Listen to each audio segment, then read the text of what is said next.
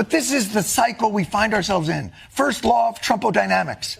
Every action is met with a very not equal overreaction. These pardons are sick. They are offensive. They are un-American. This is one of the most egregious, despicable acts in American history. This is textbook authoritarian takeover 101. I knew I should have taken that class.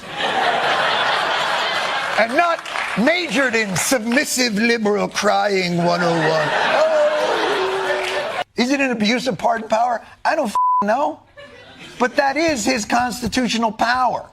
Again, for some reason, we have given presidents the power of a king. And then we say, oh, by the way, like with that power, you're not going to get all like kingly and shit. Buckle up, because today's topic might just catch you off guard. This isn't your usual political debate. Jon Stewart, the master of sharp takedowns, just did something unexpected. He defended Donald Trump. Yes, really. 100 Trumpylvania Avenue was as disorienting and chaotic as I imagined. But then we had a weekend. Serenity now. And we can finally catch our breath, begin to move forward with intentionality. Namaste. Friday night massacre. Late Friday night purge. A chilling purge. The purge. Ah! Trump has ushered in the purge! I, for one, will take full advantage.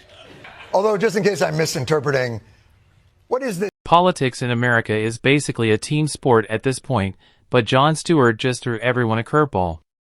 Instead of sticking to the usual script, he called out not just Trump but also the Democrats and mainstream media for their hypocrisy and fearmongering.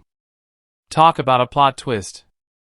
It's like watching your favorite comedian suddenly back the punchline itself. Now, before we get into the details, let me ask you this: do you enjoy shaking up the status quo? Do you like hearing different takes and digging into the real story behind the headlines? If so, hit that subscribe button. Go ahead, I'll wait. Done? Awesome. Welcome aboard. Now, let's break this down. Trump's presidency? Anything but traditional. Love him or hate him, you couldn't ignore him. His time in office was a non-stop roller coaster of headlines, controversies, and surprises that kept both parties on their toes. And then there's the whole Inspector General firing situation. Yeah, that one really set things off. Firing of government agency watchdogs. Trump fired at least 17 inspectors general. No! He got rid of 17 inspectors general. That only leaves no one knows how many left. I have no idea. What Trump did violated the law. He can't just fire these people. Title V, Section 403 of the U.S. Code, federal law, an inspector general may be removed by the president. What? So what's the purge? What's the Why do I have an axe? There is a specific law that requires notice, 30 days, and a statement of reasons, substantive and detailed rationale. What? I'm sorry, what? Oh, apparently you can fire them, but you have to give them 30 days notice. Oh, so that's what we're upset about? No! You can do it, but not in that font!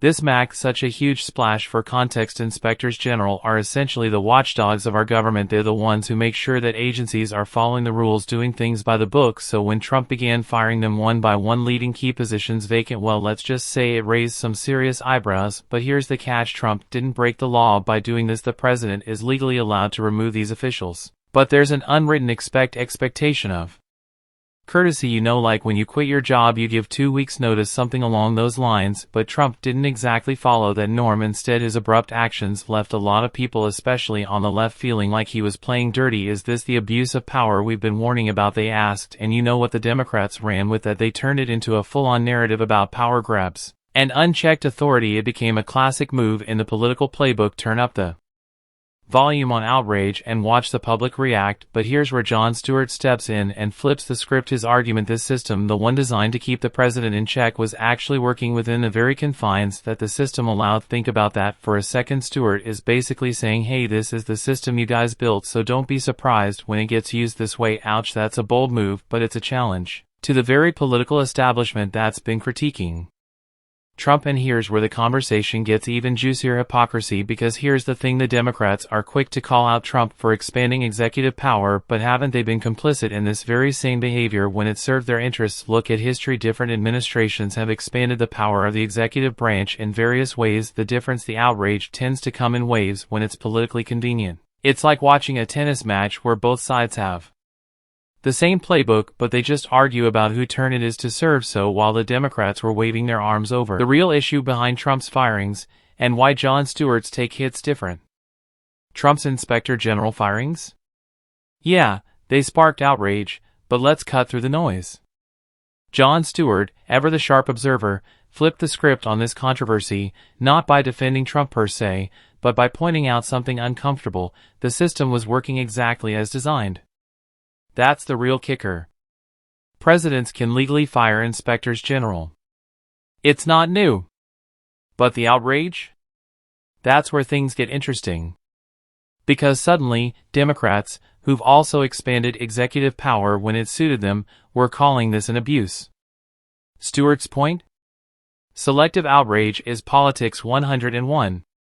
Both sides play the same game, they just switch jerseys when it's their turn to be mad.